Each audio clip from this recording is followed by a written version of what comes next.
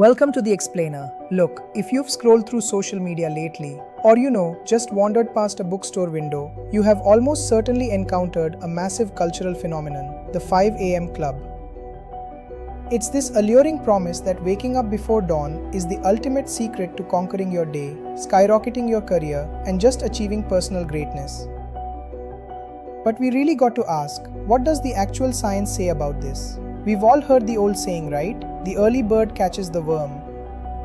But what if your strict pre-dawn routine is actually harming your brain? Today we are putting this incredibly popular trend under the microscope to see if the universal benefits we constantly hear about actually hold up to scientific scrutiny. Alright, let's kick things off with section 1, the 5 a.m. club, hype, and the promise of pre-dawn productivity. So, this whole concept blew up thanks to author Robin Sharma, and the engine driving it is what's called the 20-20-20 rule. The idea is that you take the very first hour of your day, literally from 5 a.m. to 6 a.m., and make it a totally distraction-free zone. You chop it up: 20 minutes of intense exercise, 20 minutes of reflection or meditation, and 20 minutes of learning or reading.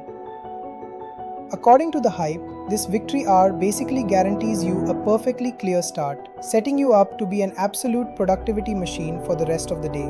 And man, the societal pressure to join this club is intense. One user on the lifestyle app Lemonade really hit the nail on the head, saying, "I had serious FOMO because I saw everyone else doing this. I thought it was the secret to success." That perfectly captures the intense fear of missing out that's driving so many of us to set those brutal early alarms. We see influencers and business leaders doing it, and we just naturally assume that if we don't follow suit, we're somehow falling behind. But all of this hype forces us to pause and ask an absolutely crucial question. Is waking up at 5 a.m. actually good for everyone? Like, is this really a magical one-size-fits-all fix for productivity? Or are we just totally ignoring how human bodies actually work? Which brings us to section 2, when early wake-ups backfire and the friction of forced routines. Okay, picture these: social media expectation, hyper-focus, total distraction-free clarity, and just crushing your goals every single day.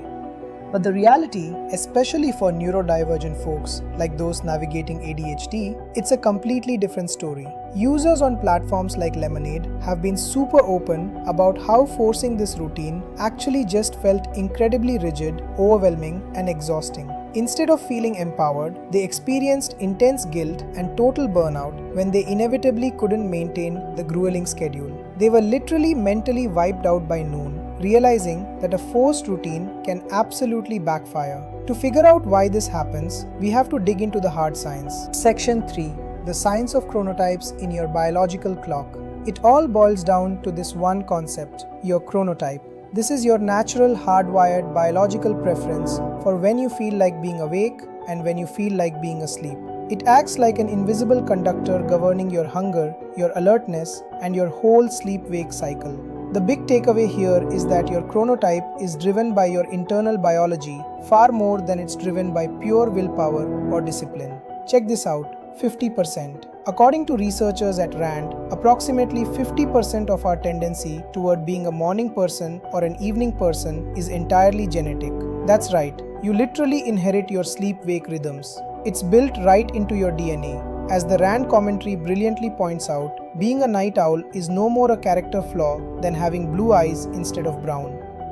Trying to just push through and fight your genetics to join the 5 a.m. club. Biologically speaking, that's like trying to change your eye color by just trying really, really hard. It simply doesn't work that way. And forcing it can have some serious consequences. And fighting that biology definitely comes with a physical toll. Section 4. Brain health and REM sleep and the cost of cutting your sleep short. Neuroscientist Dr. Rachel Barr highlights a genuinely alarming biological risk here. The biggest danger is missing out on your REM sleep, which mostly happens in the latter half of the night. If you cut that short just to hear your alarm, research shows a spike in amyloid and tau proteins in the brain. Think of those as toxic brain waste that hasn't been cleared out, which is a massive risk factor for neurodegeneration and Alzheimer's. On top of that, fragmented sleep directly leads to memory loss and poor judgment and overall sleep deficiency, mood disorders, anxiety, and a weakened immune system. Your brain literally needs that latest stage sleep to process cognitive functions and regulate your emotions.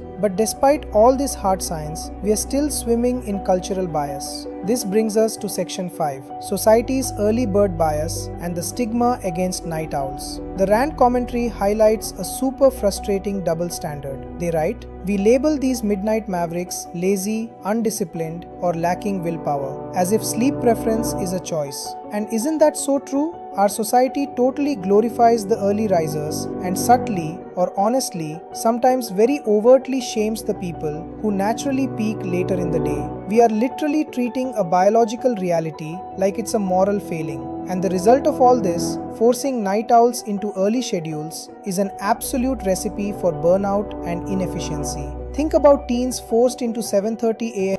school start times, or adults dragging themselves into strict corporate schedules. Ignoring our biological realities doesn't magically make us more productive.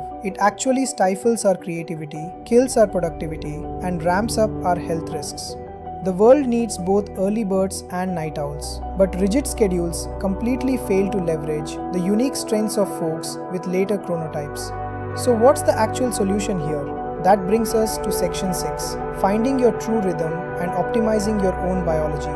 Instead of chasing after some trendy internethetic health experts suggest, we actually align our routines with our personal biology. It's a simple process. Step 1. Figure out when you naturally feel the most awake and alert. Step 2. Set your sleep schedule based on that natural rhythm, not just an arbitrary clock. And step 3. Prioritize getting full, high-quality restorative sleep over forcing a strict wake-up time. Because true sustainable productivity that only comes from a well-rested brain, regardless of what time it happens to be when you open your eyes. To really support this, you've got to lean into science-backed sleep hygiene. Keep your room dark, cool, and quiet. Try to avoid screens, heavy food, and caffeine right before bed. But here's the absolute most important part. Ditch the societal guilt of sleeping in if that is what your body genuinely needs. Forget the 5 a.m. club. Instead, try embracing flexible power hours that actually match your natural energy peaks, whether that's at 7 a.m.,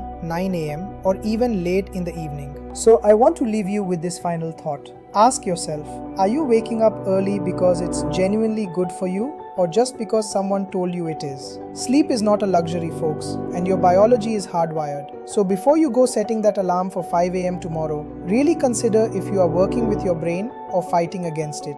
Thanks for watching The Explainer, and we will see you next time.